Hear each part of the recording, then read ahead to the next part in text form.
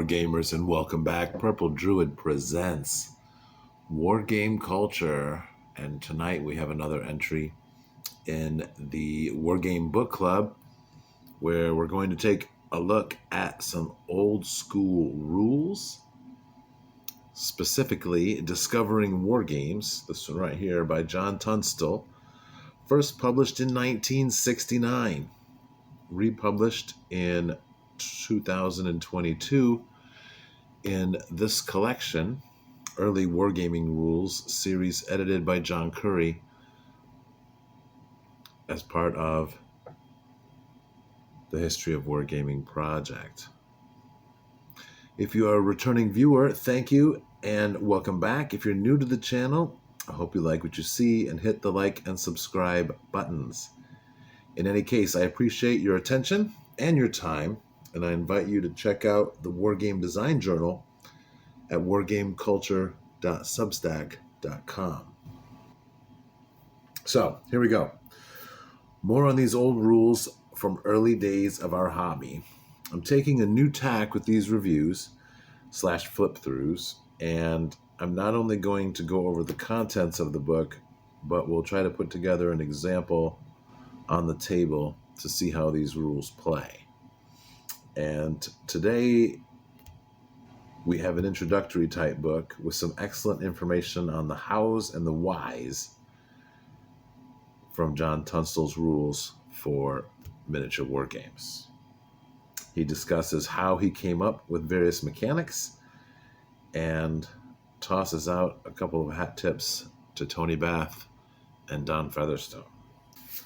Now, as I mentioned, this book is a rather slim volume. As you can see here, I've got this separated out. You can see the tabs. So this book is the first 1/3 of the book.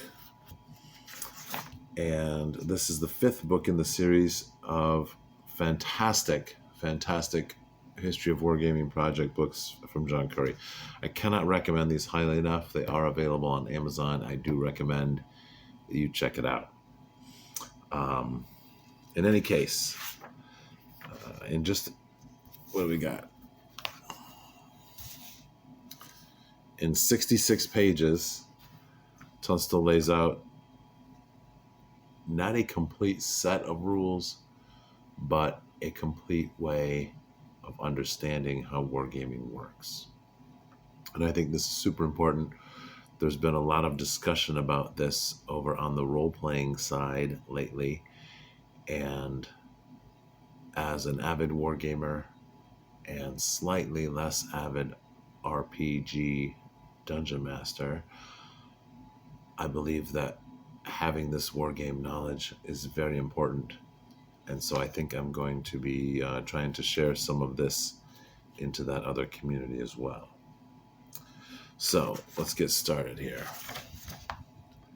Discovering Wargames. We have a short biography and an introduction to clarify the aims, principles, and rules of wargamers and wargames, which I think is really important because he does indeed go into the principles and some of the factual statistics, simulationism, if you will, in where some of these rules came from. So he begins with scaling times and distances, and he suggests 1 yard to 1 millimeter on the table. Not only is this for ease of dividing and measuring distances for different types of units, the scale gives you 25 yards to the inch. So 1 mile is about 6 feet on the table and a good size for a gaming table. Go figure. It's also good for ranges for missile weapons, especially in pre-modern times, because those weapons have ranges that go out to 300 to 400 yards, or about 16 inches, which is very practical on the table. The scale also allows for a standard infantry base of 10 millimeters by 10 millimeters, and thus 25 to 40 men can be represented by one figure. And he goes into that. He's got a couple of diagrams here showing this one has 50 men, this one has 40 men. depending on how they're arrayed, how close their order is, what they're armed with, would potentially determine the density of the packing on your base. But this is a great example showing how scaling can vary depending on your goals for the game that you're creating or playing. Now, also by consulting drill books from various actual armies, Tunstill arrives at 120 paces per minute for movement, which works out to about 100 yards per minute on a firm, flat surface.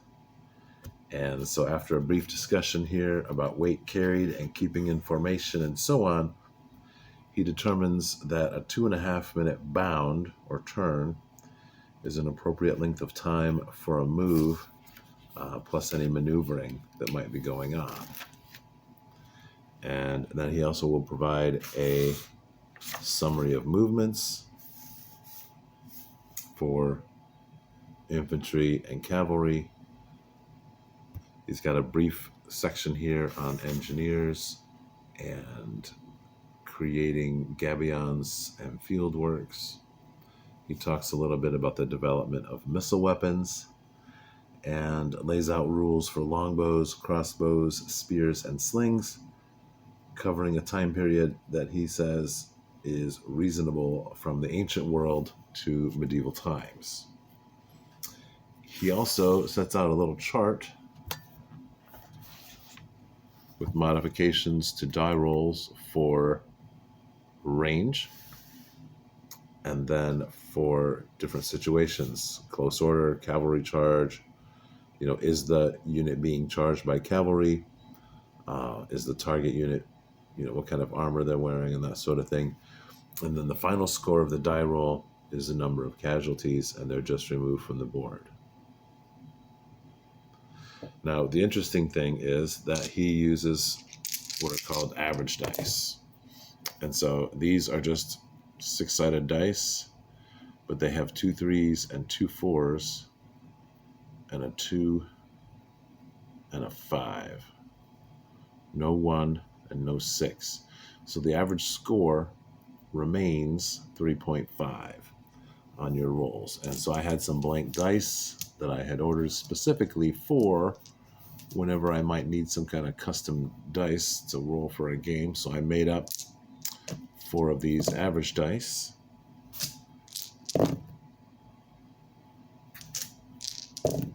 And just marked them up with a Sharpie. And so we'll be using these later when we do the demonstration game using these rules. So the reason for the average dice is because it does not have a 1 or a 6, and this gives the advantage of the high score only being 2.5 times the low score, which makes the range of possible values more realistic in his estimation. So, like I said, each missile attack's effectiveness is then found by rolling 1 average die per 6 figures, which could represent up to, on average, well, he says to use 33 men for 1 figure, and so that would be, 6 figures would be 200 men, approximately. So that's where he gets those numbers. And like I said, the number is modified by the range and the situation. In the next section, he describes basic siege warfare. And this is a rather incomplete section, unfortunately. He does give ranges and rates of fire for some different engines. And I just passed that. I certainly did. Like I said, ranges and rates of fire for various engines. But he says they can only be used against large targets. So he doesn't elaborate on how much damage the engines might do, nor mention how much damage any structure can withstand.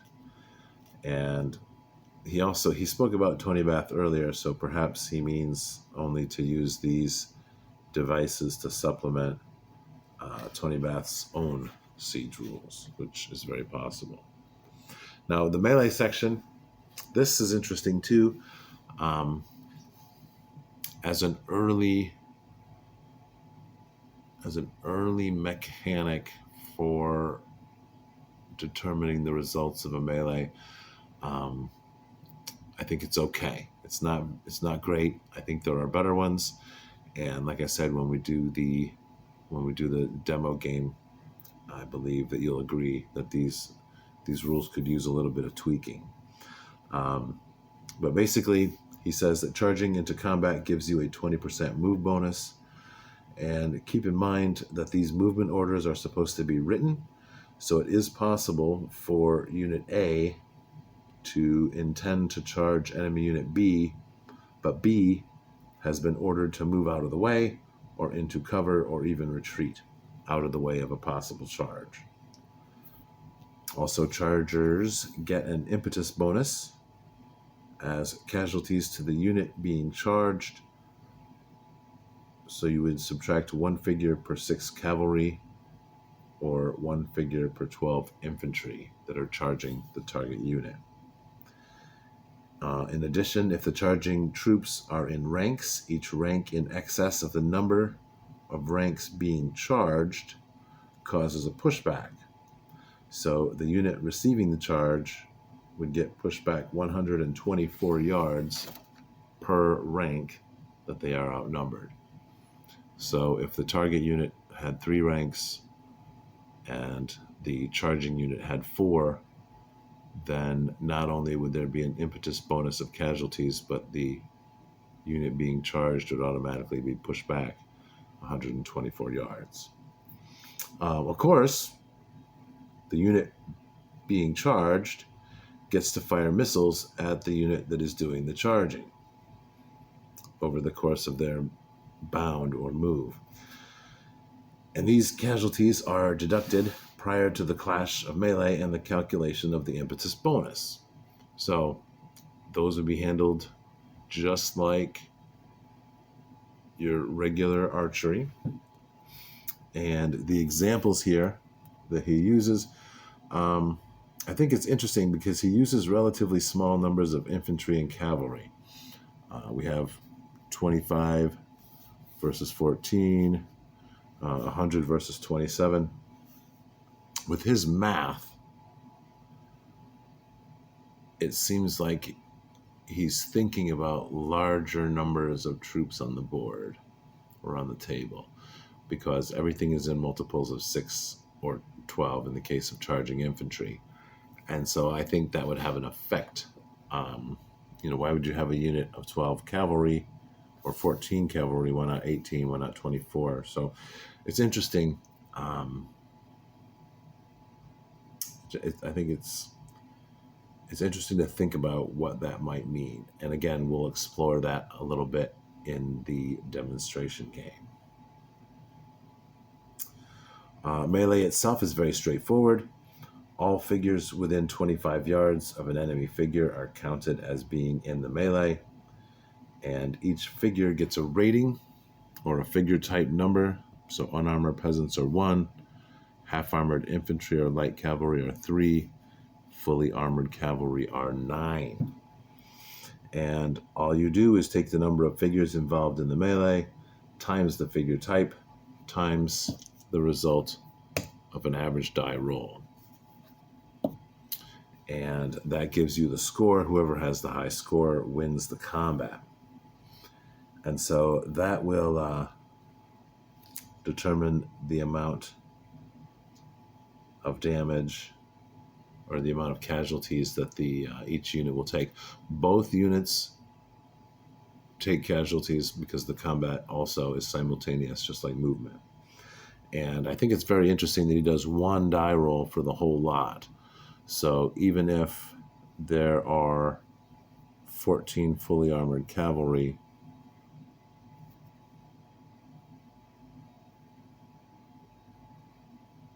they only get to roll 1 die, not 1 per 6, and then add those results together. I think that would be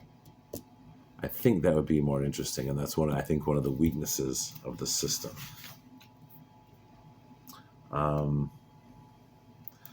Also, when it comes to melee, there are no further mods for circumstances or troop quality, which I believe is another weakness of the system. And so counting casualties is based purely on unit sizes. Battle Unit A versus Unit B. If A wins, then B takes a number of casualties equal to the number of figures in Unit A divided by 6, and A takes casualties according to the number of figures in Unit B divided by 12. And so again, there you go with the 6 and the 12. So it seems to me that you would want to have possibly some larger units. And this would be definitely more of a mass battle type of rule system than a skirmish system. Next up, we have morale. He has several pages dedicated to how difficult it is to assess morale. But essentially, you roll a d6, a regular d6 with a 1 to a 6 on it, and add 2. And then you will consult some charts, adding for various effects, if the unit is formed and in good order, if the general officer is there, so on and so forth. Subtractions if the unit is disordered, if they've lost a melee, if they're in open order and attacked by cavalry. And then you look on this chart here, and the final score is used to see if troops from each side will proceed as directed, or if they don't, how many troops will rout or retreat or retire. Now, the way he defines it, rout is move one charge move away with their backs to the enemy. A retreat is to move one regular move away and face the enemy. And then for retire, it's just like retreat, but they may turn and fight a different unit if attacked. Firearms are covered as well, with similar rules as those for bows, although with shorter effective ranges, as they're considered smooth bores in the early part of the rules. The Napoleonic Wars, Tunstill says, saw the first widespread use of rifled firearms, which had greater effective range and better accuracy. So here you can see the smooth bores. They have a very low long range of only 200 or 125 yards.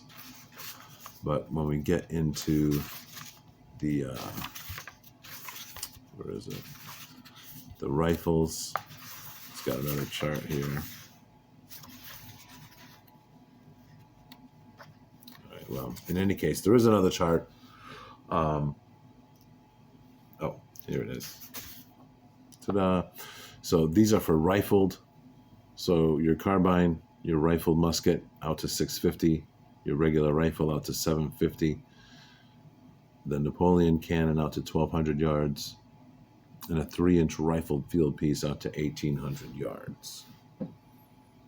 So he also has some different counts. So you have one average die, continues for the handheld weapons. There are one average die for 3 breech-loading carbines, and then one average die for each cannon. So those carbines will be much more effective in battle, even though they have a shorter range. And then the last few pages of the book contain a few basic paragraphs on campaigns, fighting World War I and II style battles, and then modern periods, as modern was referenced in 1969. So, interesting thing. Here on the last page, he lists some resources for miniatures, scenic details, and even more rules. And he mentions Rules for Wargaming by Arthur Taylor. And he says it costs 40 pence, and it's available from Shire Publications in Aylesbury, England. Well, I doubt if it actually is, but it is available to us here as Book 2 in this volume from the History of Wargaming. So We will address Rules for Wargaming by Arthur Taylor in a future episode, probably the next one. And we will also give Mr. Taylor's rules an actual play demonstration. So that's our flip through of the rules. Here we have the average dice that I made. I put the 2 and the 5 opposite each other, and then the 3s are next to each other and they are opposite the 4s. So ideally, if these dice are not completely balanced, they will still turn up with relatively accurate numbers. And I suppose I could mark these dice and give them a bunch of rolls and see how accurate they are, but that's going to wait for another day. Thank you for watching. That concludes our flip through of the rule book. And in the next portion of this video, we will go into a demonstration play using some orcs and elves from our Risk Lord of the Rings and see how these rules work out for medieval style play. Okay, Wargamers, here we are, all set up for our demonstration game for the rules from Discovering Wargames by John Tunstill. Here's our book. And we've had all sorts of delays, so I apologize for that. But anyway, here we are, finally ready. And I'm going to go through a brief rundown of what units we have on the table here. And then we'll go through a brief overview of how the rules work. And then we'll play a couple of turns. I don't want this video to go too long. And these rules are very basic and introductory.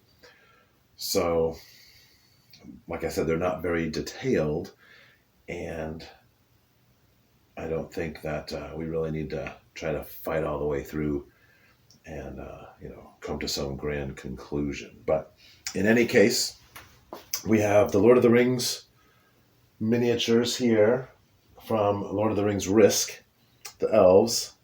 So this first unit, the yellow unit, is infantry. They are half armored, which makes them type 3, which means that in melee, you count the number of stands times 3, and then you roll an average die and multiply that, and that is what gives you the score to determine whether or not they win the melee.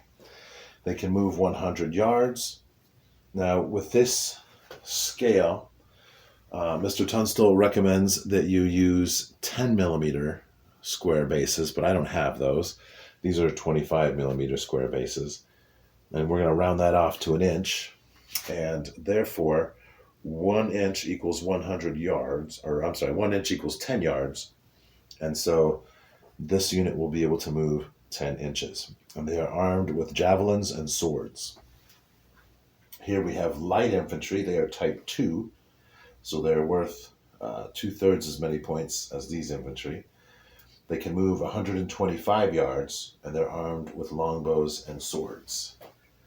Here we have half-armored cavalry. They are type 5. They can move 160 yards. This is our commander. The basic Discovering Wargames rules do not have any special rules for commanders other than in regards to morale and melee, adding bonuses. Here we have more half-armored infantry, type 3, move 100 yards. They are armed with javelins and swords. And finally, on the elf side, we have half-armored cavalry, type 5, moving 160 yards, and they are armed with lances and swords. Here on the orc side, we have half-armored infantry, type 3, move 100 yards, and they are armed with crossbows and swords. Light cavalry, type 3, they are able to move 200 yards. They are armed with lance and sword. Light infantry, type 2, move 125 yards, armed with longbows and swords. Here is the commander. Here we have light infantry, type 2. They can move 125 yards. They are armed with slings and swords, and they are in open formation. That's why they're on the separate base. scattered out like that. Here we have 3/4 armor cavalry. They are type 7. They can move 160 yards, armed with lance and sword. More half armor infantry, type 3, move 100 yards. They are armed with spears and swords.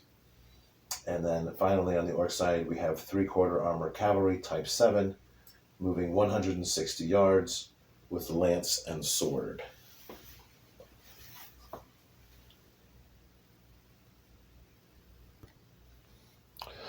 All right, so I'll try to share this with you here. The missile weapon rules are very basic. We have range bands, 25 yards, 50 yards, 100 yards, 200 yards, 300 yards, and 350 yards. Longbows and crossbows can make it that far. Slings can go out to 100, and spears, or javelins really, can go out to 50 yards. And what we do is we roll an average die, and then we'll add or subtract due to the situation. So we have several here that may or may not affect the die roll. Now, on this battlefield, we don't have any terrain, so we don't have to worry about any of those terrain features. But we will be modifying for armor and whether or not there may be some charging cavalry. And that is only if the cavalry is actually charging the unit that is firing. All right, so let's go ahead and get this show on the road.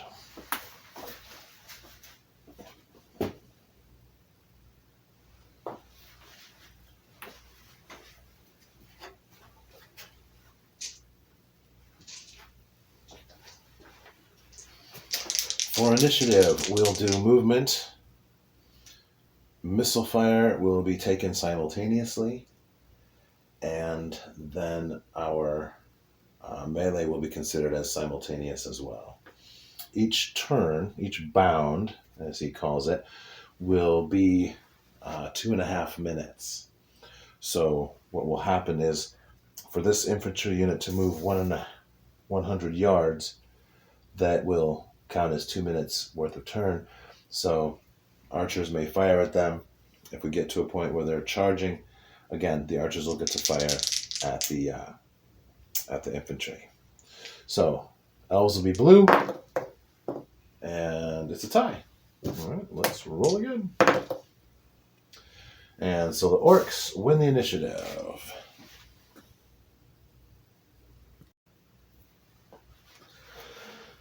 Now here on the orc side, the orcs are going to be somewhat aggressive. We are, at this point here, within long and crossbow range, obviously not within spear range. So it's about 240 yards between the various troops here, which according to our range band, I believe is -3. So on an average die, firing at armored troops, that's going to be basically 0 casualties at this range. So everyone's going to try to close, and let's go ahead and have the orcs close first.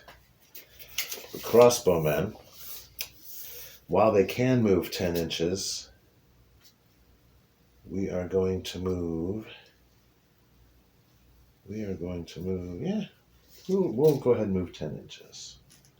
That'll bring us down to about 140 yards. The light cavalry, however, can move 20, so they're just going to keep pace with the infantry here. They're actually going to hang back just a smidge.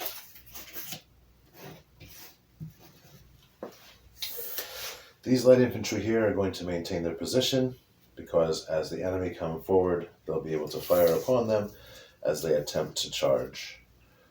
The crossbows cannot fire over opposing troops. And our light infantry can move 12.5, so they're going to go ahead and move the maximum that they can move because they are running out to harass the enemy. The armored cavalry can go 16 inches. They're going to move 10.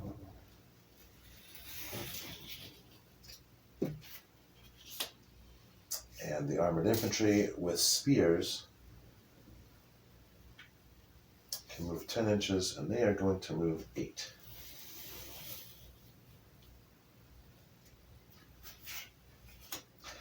And then we have our 3/4 armored cavalry. They can move 16 as well, and they are going to move 10. So that will put the orcs in position for attack. And the only orcs that would be able to fire will be these, so they will fire as soon as I move the elves.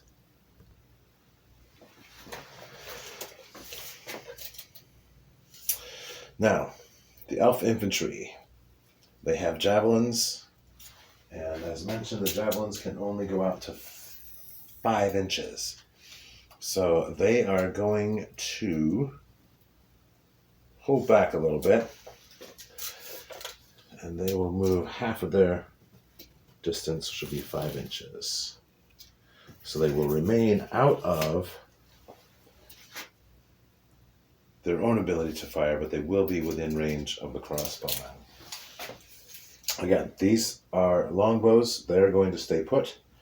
The armored cavalry can move 16, and I believe they're going to go ahead and charge at these light infantry here.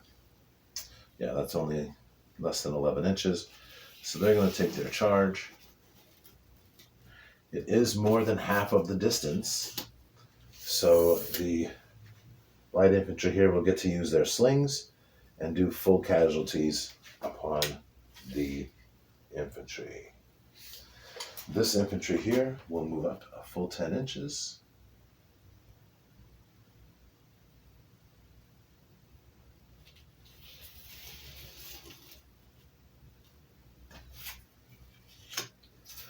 As will the commander.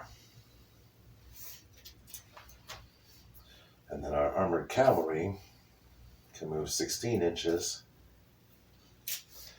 And they are going to go ahead and try, I haven't measured yet, so I'm going to try to charge, and we certainly may, 16 inches. So they're going to go ahead and charge this unit of armored cavalry here. All right, so then we'll take our missile fire, which, as I said, will be simultaneous. And that's very simple. We count stands. We get 1 die for every 6 stands, and that will determine how many casualties there are. And we'll just modify it by the situation based at this point on armor and range. So let's go ahead and do the orcs first. The crossbowmen have taken a full move, so they will not be able to fire. These cavalry do not have missile weapons. These longbows, however, may fire,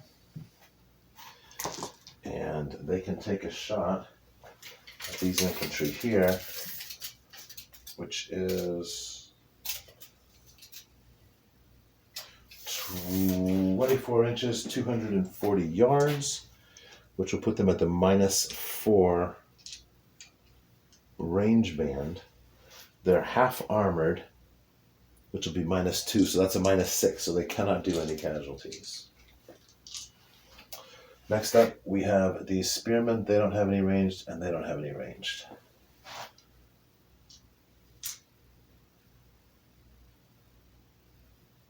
Right. These infantry are not in range. They have javelins. These infantry did not move, and they can go ahead and fire. And they're going to fire upon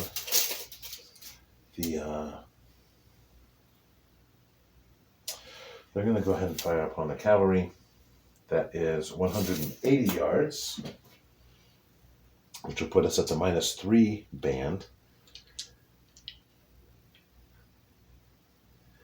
And those are light cavalry, which are not charging.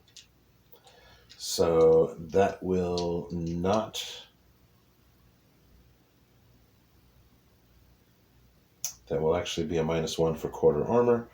So longbows at 180 yards is -3, and -1 is -4.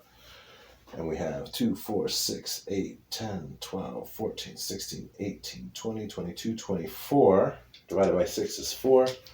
So we'll roll 4 of the average dice and subtract 4 from each die.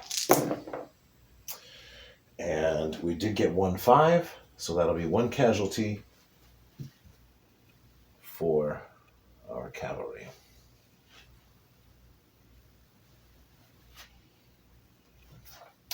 And at this point, when there is combat, it is time to assess morale. Each unit involved in the combat will need to make a morale check. This is done by rolling a d6 and adding 1. If the unit is formed in good order, they get a +1. I should probably have some chits for this to count these.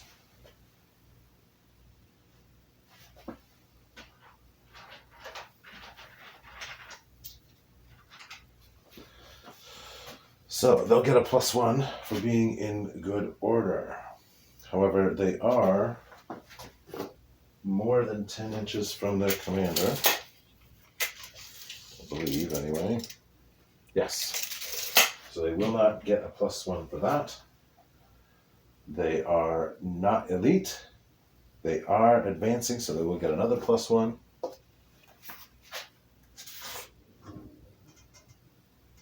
And they are supported from behind by friendly troops and has a flank protected by friendly troops. So that'll be 2 more pluses to their morale. So that'll be a d6 + 5, which is a 7. And on a 7, the result is morale good, proceed as directed. Now, for the light infantry here,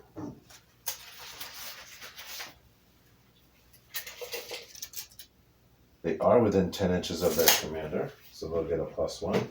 They are formed in good order, so they'll get another +1. They are not elite. They have not advanced.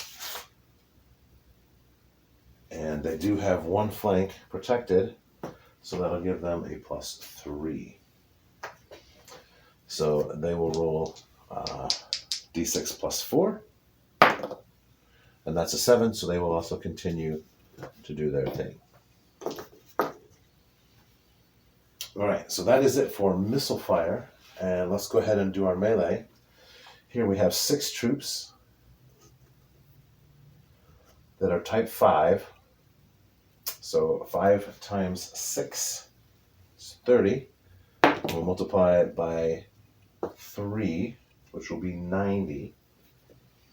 And here we have 6 times type 2, which is 12, times 3, which is 36.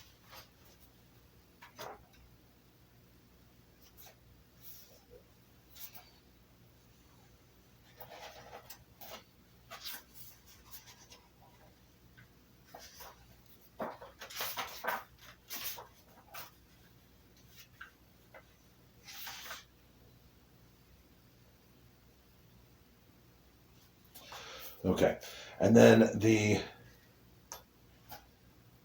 casualties are sorted out in kind of an interesting fashion. For the winner, they will cause 1/6 of their number of casualties. So 6 divided by 6 is 1. That will mean 1 of the slingers will come off. And then the losers will cause 1/12, which will be 1/2, so they won't lose any. So now they are down as such. And now it is time to assess their morale. They are not formed. The orcs, I should say, are not formed. They are too far from their general officer. They have not won a melee. They were advancing, so they'll get a +1 for that. They are supported from behind by friendly troops, so they'll get a +1 for that. They do not have a flank protected. They are disordered.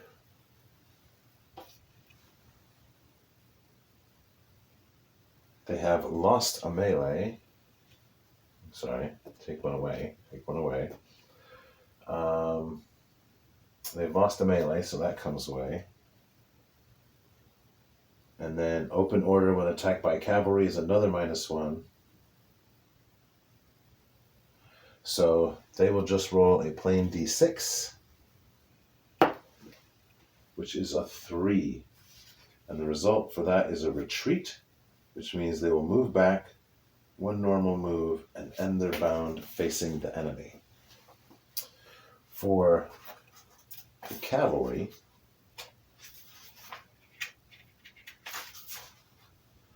they are in good order. They are within 100 yards of their general officer. They have 1 a melee. They are advancing or charging.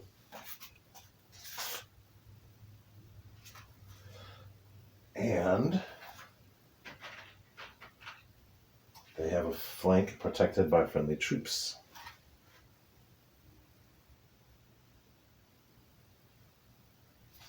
They don't have any minuses, so they'll get a d6 plus 6,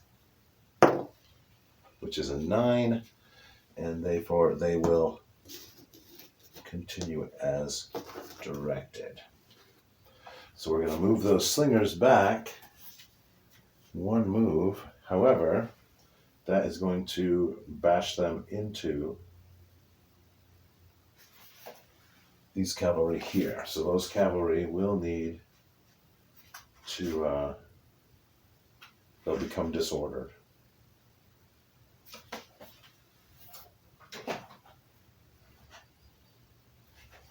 So let's move these back 10 inches.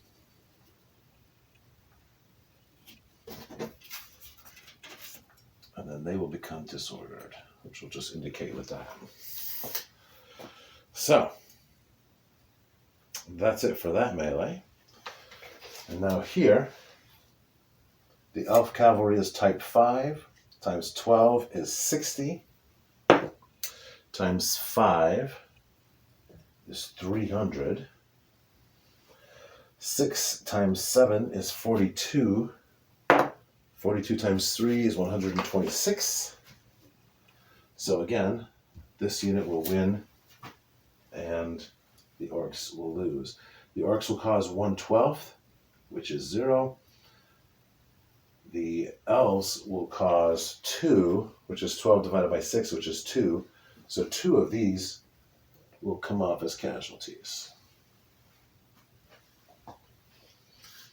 And once again, we'll need to roll for morale. The orcs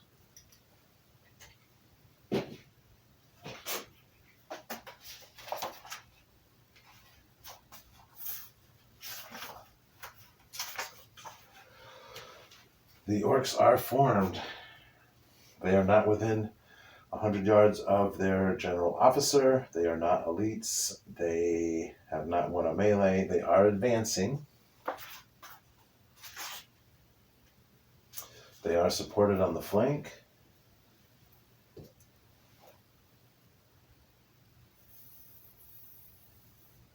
However, they have lost the melee.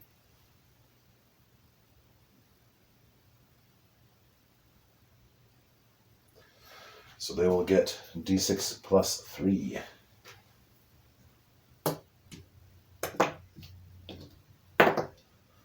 Which will be a 9. So they will continue. The elves are in good order.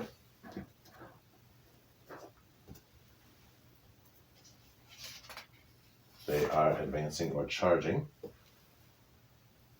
They do not have a flank protected or support.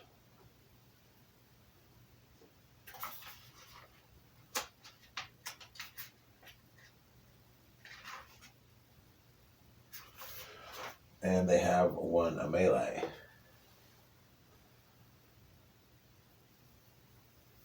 And so they will also get d6 plus 4. So theoretically, as long as they get well, it doesn't matter.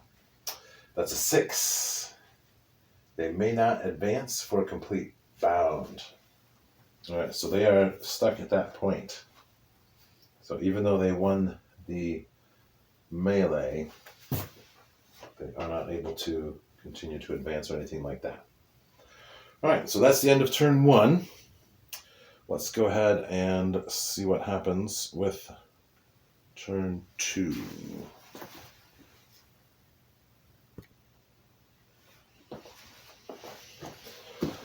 All right, let's scoop up our dice and roll for initiative. Once again, the orcs seize the initiative. Well, that is going to certainly make an interesting movement phase. Now, these orcs can fire their crossbows, or they can move up to 10 inches, or they can charge.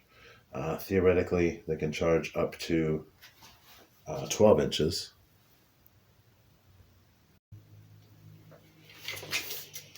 The cavalry here can move 20, which means they can charge 24. So theoretically, they could charge those archers in the back. These here will shoot. These have fallen back, but they are not routed. These are disordered. They will need to get ordered before they can move. They will not be able to charge. Again, these can move 10 inches, and they have spears and swords. So theoretically, if they were to charge, they could charge 12 inches. They might be able to reach that. I'm not sure. And of course, we'll have to maintain that combat. So for the orcs, they are going to shoot there. These archers will shoot at this cavalry.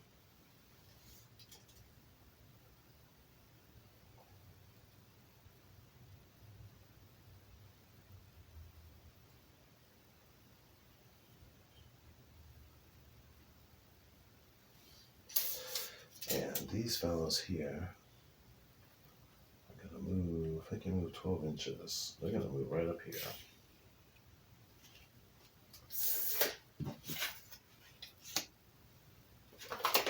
And they will get organized.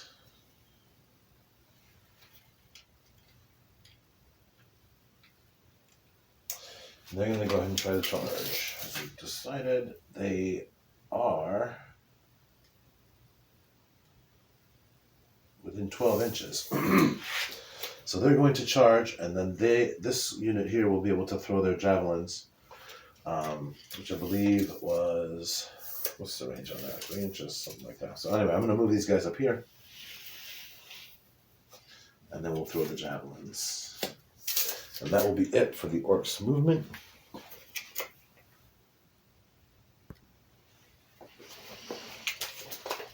All right. These infantry are going to charge. They're going to get shot by the crossbows anyway, so they're going to go ahead and charge, and they'll be able to throw their javelins as part of their attack. They are within 12 inches, so we'll move them up, and then we'll do the firing, and then we'll do the melee.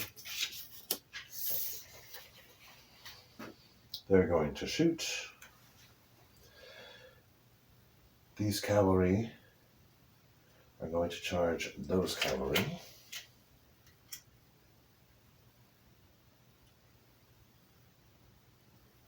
Yeah.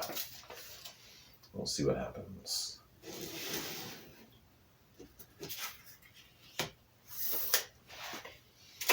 All right, so let's do our shooting.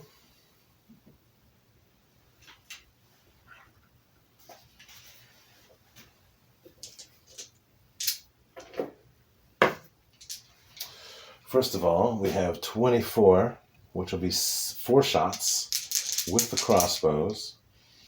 And they'll be able to fire at half the distance up to 50 yards, so that'll be fine. They can wait. The spears, they can throw it up to 50 yards, so they'll be at -2. They'll be at -1. So first of all, we'll roll for the orcs. At -1. +1 for target being in close order.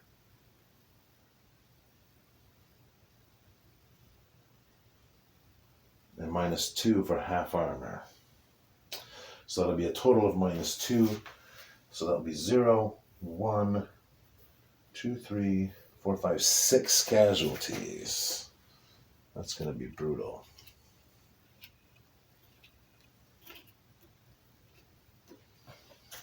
The elf infantry is going to get 2 dice, +1 for target in close order,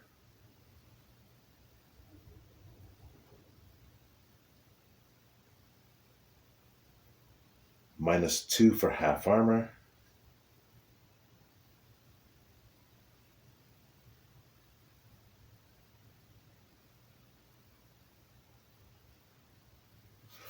and -2 for the range. So that'll be -5. So they won't actually be able to do any damage.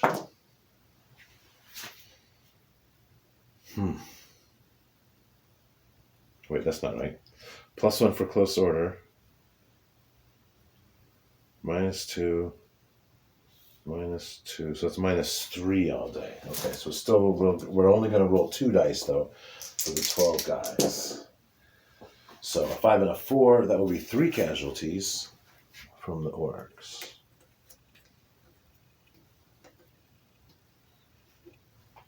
And then we'll come back and do that melee in just a moment. They are shooting at them. They are going to get 4 dice. The target is in close order. That's a +1. The range is 180 yards with longbows. That will be -3, so that's a -2. And that's light cavalry in quarter armor, so that'll be a total of -3. And they get 4 dice. So 1, 2, 3, 4, 5 casualties. And that is going to be particularly brutal for this unit here. I don't think they're going to make the morale check. And then we have javelins here and spears here. Those will both be at 5 inches, which is -2, +1 for target being in close order, and -2 for half armor worn by targets. So that will be a total of -3. Each unit has 24, so that'll be 4 dice. The orcs will roll first at -3. 1, 2, 3, 4, 5 casualties.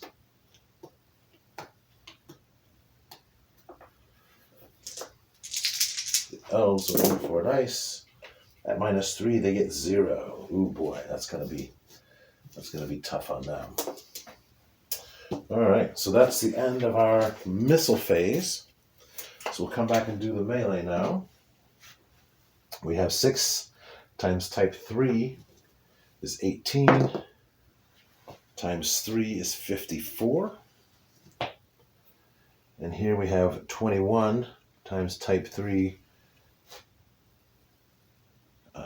which is 63, so they win. So they're going to remove 1/6 of 21 is 3. And they're going to remove 1/12 of 6, which is 0. So that's going to be definitely a morale check. We have a morale check here. We have a melee here. This is 6 times 7 is 42. This is 6 times 5 is 30. The orcs, 42 times 4 is 168. The cavalry cannot win because even if they get a 5, their 30 times 5 would only be 120. So these fellows lose. They will lose 1. And they will lose 1.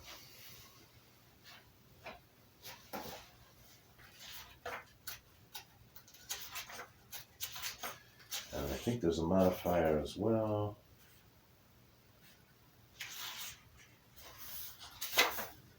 Cavalry charging.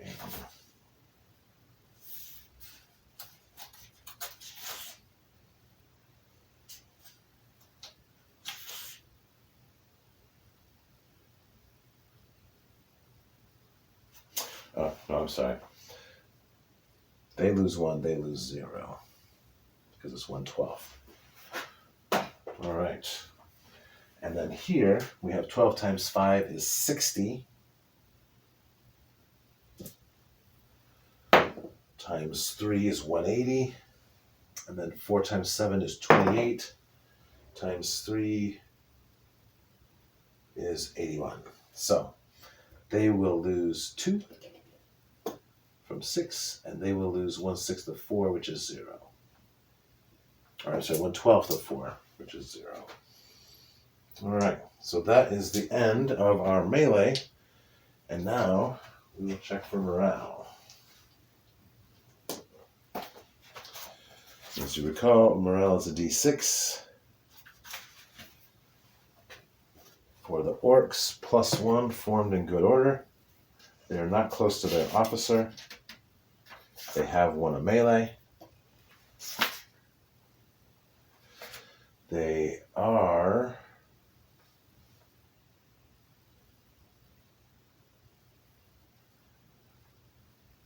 They do have a flank protected, so look at another +1. They are not disordered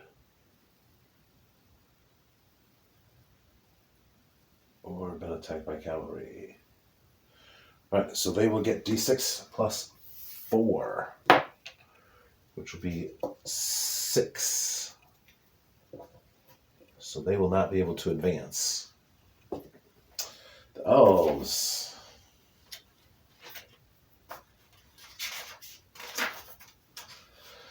They are still formed. They are not within range of their general officer.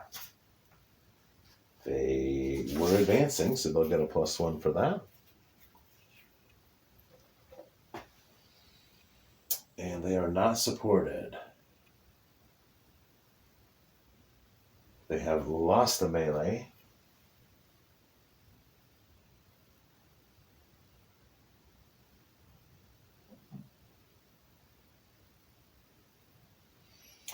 So they will get d6 plus 2, which is 4. And according to the 4, 1/2 will retreat and 1/2 will retire. So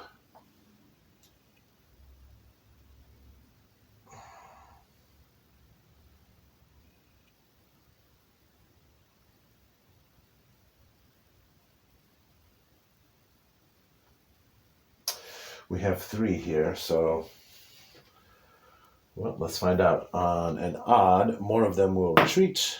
It is even, more of them will retire. So basically that just means they're going to move back 10 inches.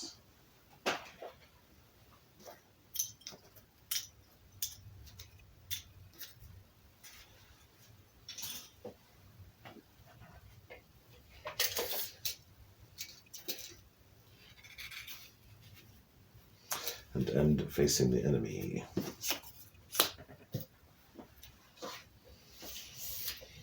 All right. Morale check for the orcs.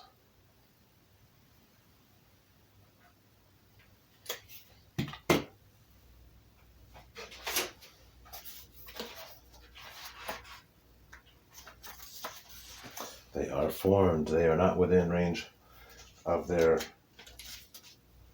commander. They have won a melee. They did not advance. They are covered on their flank.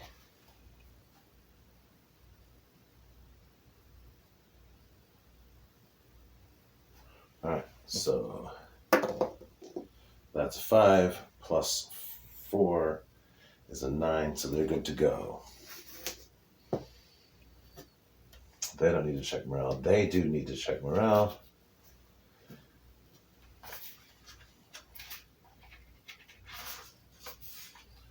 They are formed and in good order. They have not won a melee. They are not advancing or charging.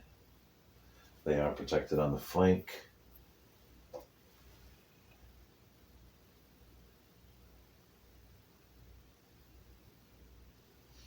So they'll get a d6 plus 3, which is a 9, so they'll be okay. And over here, these fellows charge. We'll do the elves first. They are formed and in good order. They are within 10 inches of the general officer. They have won a melee. They were charging.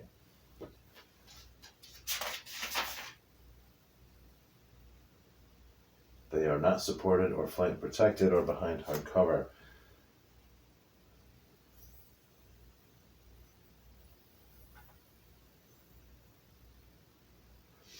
So that'll be d6 plus 5, which is a 10. So they will remain. The Orcish cavalry are formed and in good order. They are within range of their general officer. They were not advancing. They are not supported. They are not supported by flanks. They have lost a melee.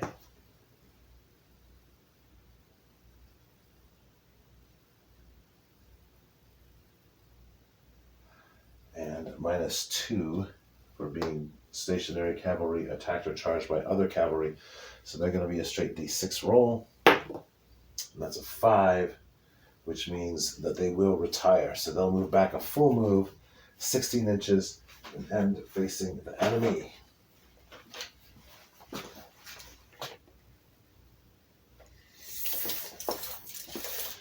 Now 16 inches will take them off the table, so we're just going to take them out altogether.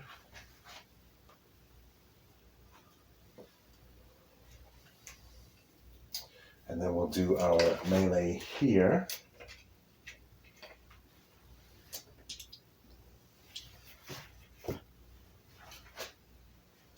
Oh no, we did our melee there. This is morale check time. Elves, in good order. Close to their commander. They are not supported from behind.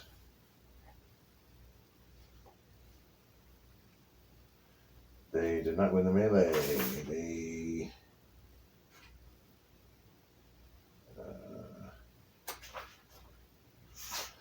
did advance.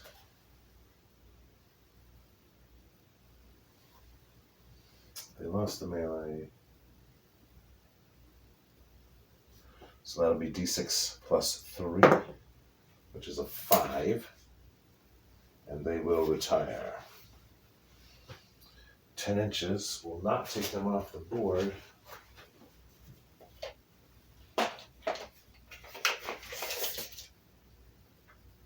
Not quite. But it will bring them all the way back to here.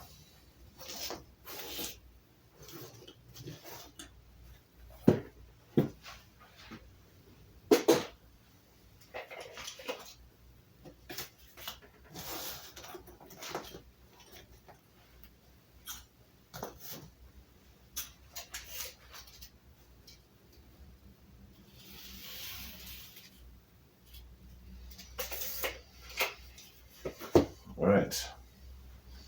These fellows did not advance. They did win a melee. They are in good order.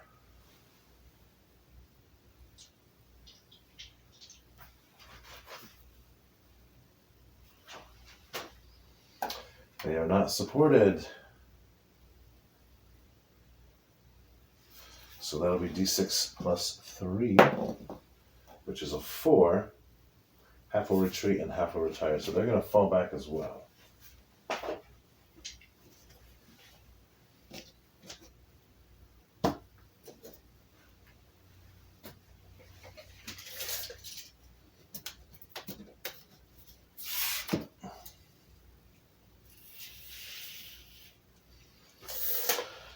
which will be 10 inches. And then finally, the elves here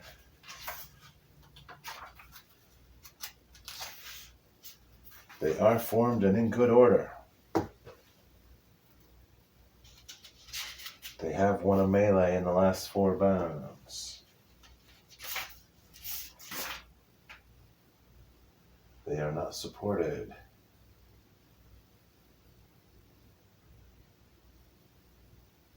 All right, so that'll be d6 plus 3. That's a 2, so plus 3 is a 5, so they will retire as well. 16 inches.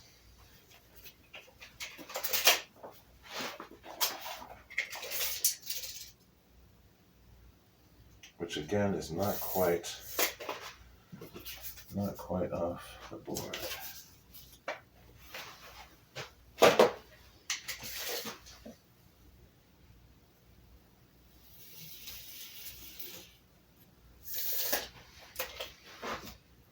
For the orcs,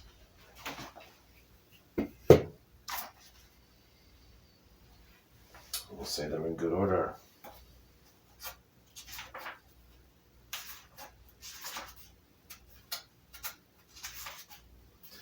Not within their general officer, not win a melee, not advancing. They are supported on their flank.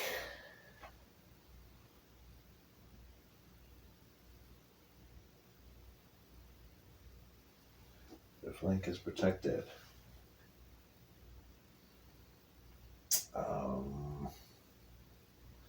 However, they have lost a melee.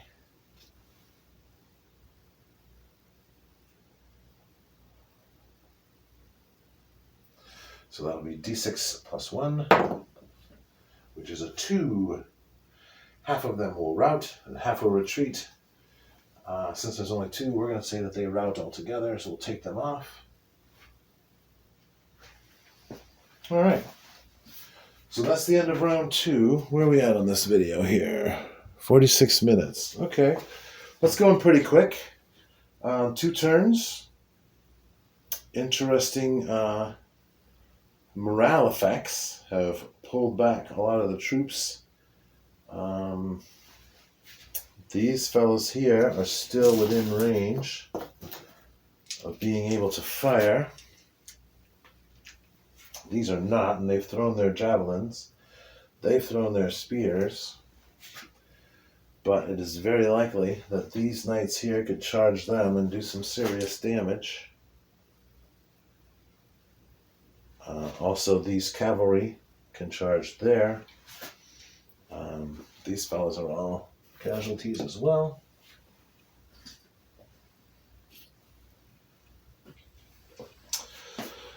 So it is hard to say who the winner might be in this particular situation at this point. We would need to play some more turns, but I think you get the general picture of how this game works. It is definitely a game of morale, much less a game of casualties. So I think that's very interesting, and I'm curious as to what sort of effect that would have on a campaign-based game or a more complicated scenario. Again, where casualties don't matter. If you can get some flank attacks, because I'll tell you what, looking at this morale chart,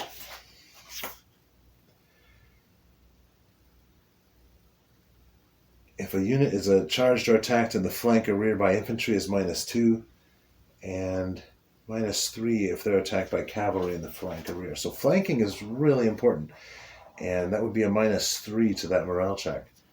So if they lose the combat and have to deal with that, that's a total -4, or +4 for the flank attacks, and a -3